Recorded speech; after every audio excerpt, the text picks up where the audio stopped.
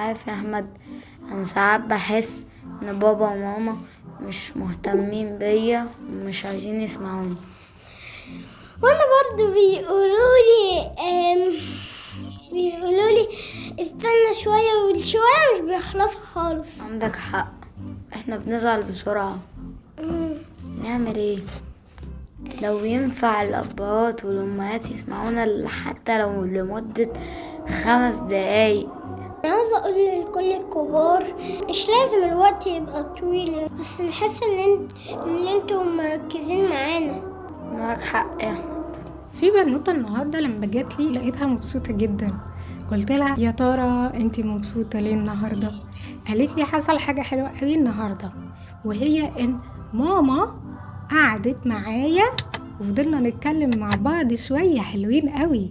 اتبسطت قوي بالوقت ده. ما كانش كبير، لكن انا اتبسطت جدا وهي سمعتني، وقعدنا نتكلم مع بعض شوية، وحكت لها عن حاجات كنت عايزة احكيها لها وحاجات عملتها وكنت فاكرة ان هي ممكن تزعلي عليها، بس انا لما قلتها سمعتني وفهمت اسبابي، وبعد كده قالت لي اتصرف ازاي المرة اللي جاية، وانا مبسوطة جدا علشان ده حصل. قد كده ان احنا نقعد ونسمع الاطفال مهم بالنسبة لهم. تعالوا نشوف الاجابة دي منهم هم شخصيا.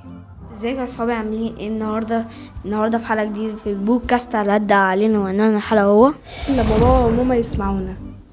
تفتكر الافضل ان بابا وماما يسمعونا؟ انا بالنسبه لي اكيد، عشان ممكن هم يضربونا على طول وما يسمعوناش. تفتكري انتي كان الافضل بالنسبه لك ان هم مثلا يضربوكي ويعاقبوكي من غير ما يسمعوكي، ولا يعني كده احسن لما يضربوكي ويعاقبوكي لما يسمعوكي ولا ما يسمعوكيش؟ انا بالنسبه لي الافضل ان هم يسمعوني حتى لو انا غلطانه، بس يسمعوني وساعتها هم يقرروا بقى القرار العقاب هيبقى ازاي، او يعني في عقاب ولا لا. وانت رايك ايه؟ انا رايي معاكي برضو، حتى لو كنت غلطان تسمعوني. ممكن اصلا وجهة نظري تخلف وجهة نظرهم، ممكن اصلا ممكن انا من غير قصدي. يعني مثلا انت بتهزري انت واخوكي وكوبايه كسرت، واخوكي هو مثلا هو اللي كسرها، بس انت ما كسرتيش حاجه وهو من غير قصده، وابوك هو اللي ضربك. تفتكري قبل ما يضربك يا انت برد فعلك هتبقى ايه؟ هحكي له واقول له ان هو اللي كسرها، ولو ما سمعنيش خلاص بقى يعني هعمل ايه بقى. ولو سمعني ساعتها هو يقرر هيعاقب مين فينا، ويعني هشوف مين اللي غلطان. انا زي مثلا الرأي اللي انا قلت، انا لو ما سمعنيش وضربني انا هقول له بعد ما يضربني ان انا مش غلطان ويسمع وجهة نظري. لكن لكن هو سمعني، ممكن هو يقرر مين هياكل مين. بس الاحتمالية الأكبر هو هيعاقب أخويا عشان هو اللي كسرها. مثلا انت قعدتي على التليفون، أبوك ادالك التليفون مثلا الساعة 10 لحد الساعة 1، وقعدت أقل من 1 ل1:30، واللي صحي أبوكي افتكرك ان انت قعدت كل الوقت ده. هنا ردت فعلي، يعني انت عايزة يسمعك ولا لأ؟ اكيد لازم يسمعني الاول قبل اي حاجه، علشان ساعتها هو يقرر قرار الصح يعني، ويشوف انا فعلا غلطانه ولا لا. بس انا عندي لك سؤال، لو باباك مثلا ضرب اخوك على حاجه هو ما عملهاش، بس يعني باباك ما يعرفش ان هو ما عملهاش، ردة فعلك هتبقى عامله ازاي وباباك بيعاقب اخوك؟ مثلا طب مين يعني مثلا مين اللي كسرها؟ يعني مثلا كوبايه اتكسرت، اخوك التاني هو اللي كسرها مثلا. انا ردة فعلي انا هقول الحقيقه، انا اقول يا بابا اخويا التاني هو اللي كسرها، مش اخويا دم، وخليه مثلا يعني يسمعني قبل اي حاجه. طب يعني مثلا لو انت اللي كسرت الكوبايه؟ لا الصراحه انا هقول له ان انا كسرت الكوبايه. انا هقول لك موقف، يعني مثلا انتي ابوكي كان بيتفرج على التلفزيون، وقعدت تنهديله وقلت له يا بابا يا بابا يا بابا، ولا يعبر فيكي، ردة فعلك هتبقى عامله ازاي؟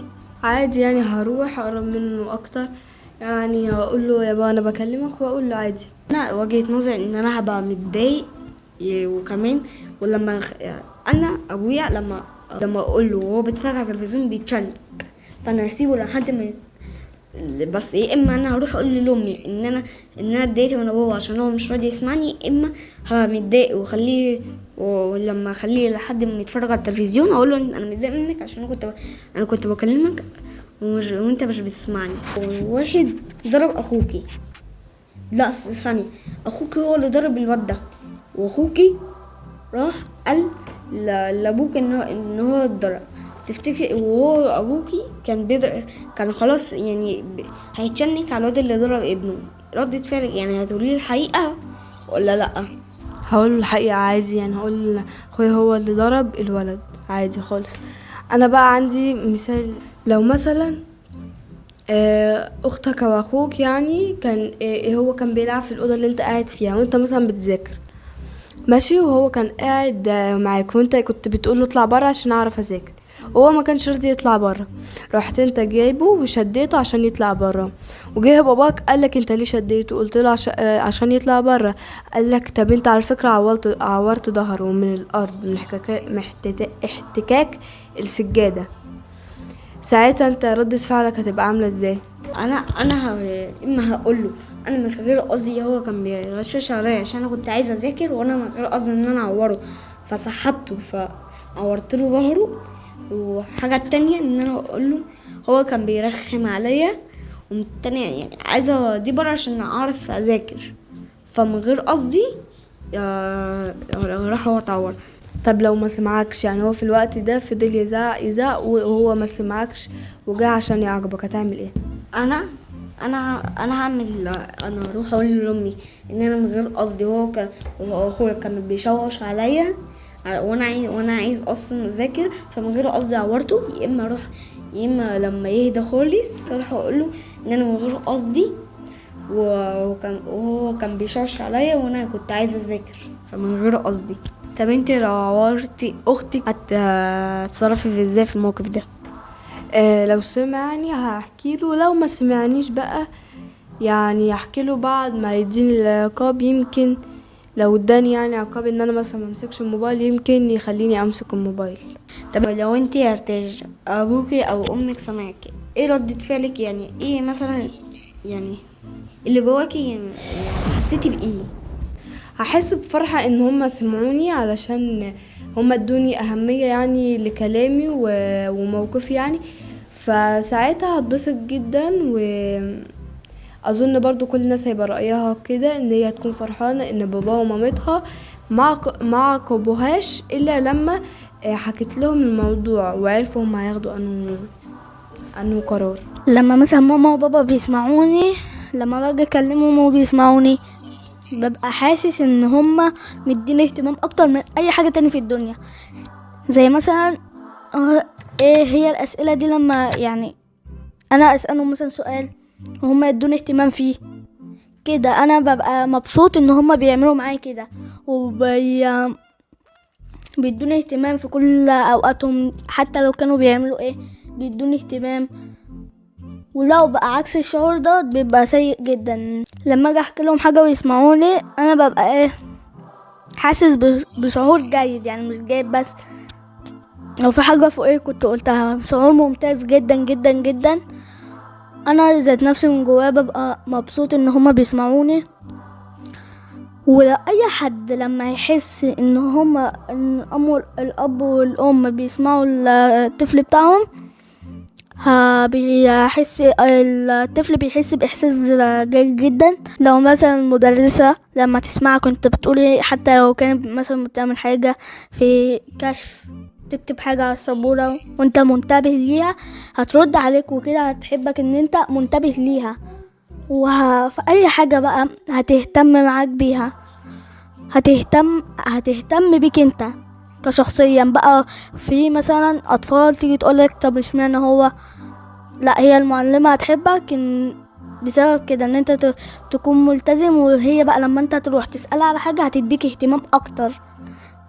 انا عارف ان انا دخلت ده في ده، بس انا حبيت اعرفكم ان دوت بيوصل لده، ان هو لما تحترم معلمتك او ماماك او باباك او اي حد في العيلة حتى المعلمين هتحس بإحساس جيد ان هما بيردوا عليك، ان انت بتحترمهم وهما بيردوا عليك.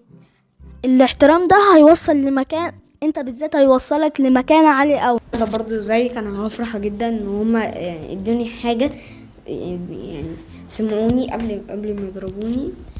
يعني دي حاجه بالنسبه لي فرحه، ده بالنسبه لي ان هي ادوني حاجه حلوه بالنسبه لي انا.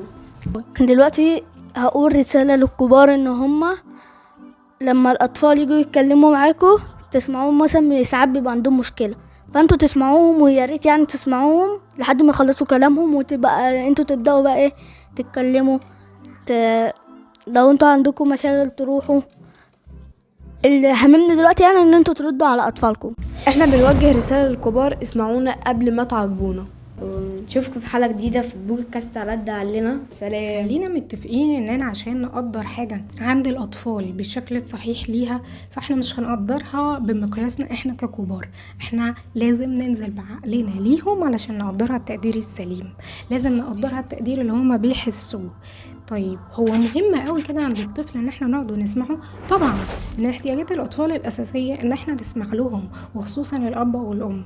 هما لما بتسمعوا لهم بيطمنوا، بيحسوا احساس الامان اللي كلنا بندور عليه.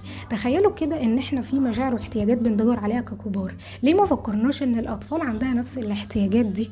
ليه ما فكرناش نوفرها لهم؟ لو احنا مش لاقيينها طب ما نوفرها لهم، يمكن نلاقيها منهم هم شخصيا، صح ولا لا؟ لما نسمع اطفالنا هم بيحسوا بالامان، بتتبني الثقه ما بيننا، بيزيد الحب بيننا، وكل المشاعر الجميله بتزيد ما بيننا.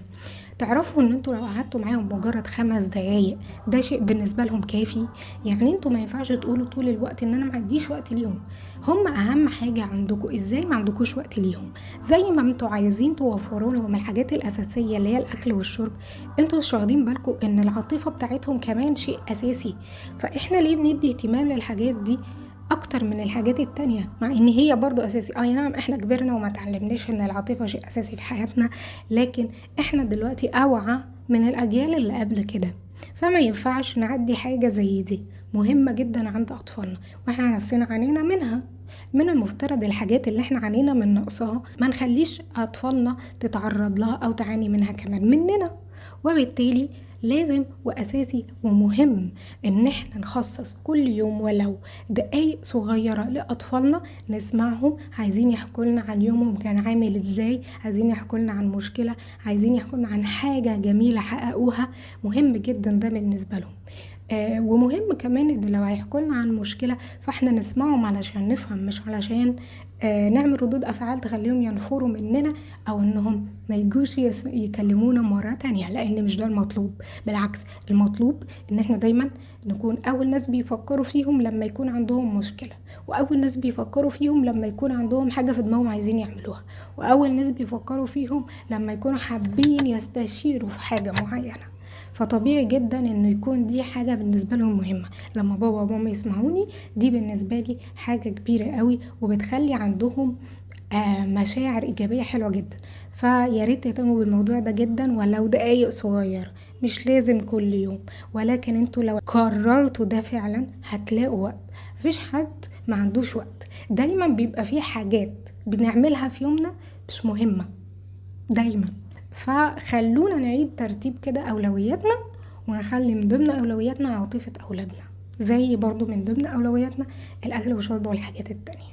اسمعوا أطفالكم عشان تفهموهم، وعشان انتوا الاتنين يتبني ما بينكم جسور من الحب والتواصل والود والحاجات الجميلة، وتكونوا انتوا دايما أول ناس بيفكروا فيهم لما يحبوا يتكلموا أو يستشيروا أو يحسوا بالأمان. لو عايزين تفهمونا اسمعونا.